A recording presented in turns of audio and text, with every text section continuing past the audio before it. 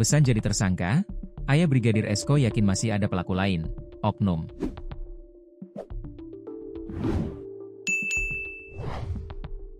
Ayah Brigadir Esko Fascarelli, Samsul Herawadi yakin masih ada tersangka lain dalam kasus pembunuhan anaknya.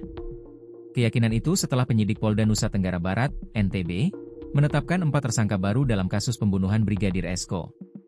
4 tersangka baru ini orang terdekat Bribtu Rizka Sintiani, istri Brigadir Esko yang lebih dahulu ditetapkan tersangka. Keempatnya yaitu, ayah, ibu dan adik Bribtu Rizka. Serta seorang warga lainnya disebut sebagai orang dekat.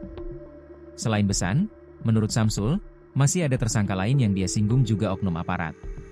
Dikatakan Samsul, para saksi yang sudah ditetapkan sebagai tersangka juga sudah menyebut oknum tersebut.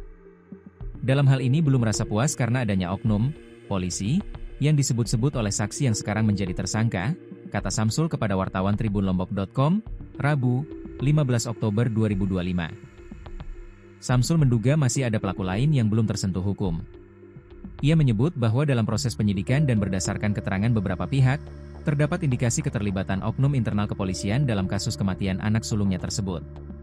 Saya tidak menyangka akan keterlibatan orang-orang ini karena kita tahu hubungan antara almarhum pada saat sebelum kejadian ini cukup baik. Kaget juga ada keterlibatan mereka, jelasnya.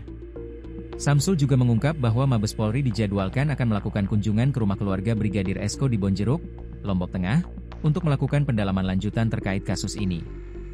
Makanya hari ini saya temui kuasa hukum kami agar bagaimana tindak lanjut menerima kunjungan dari Mabes besok, kata Samsul.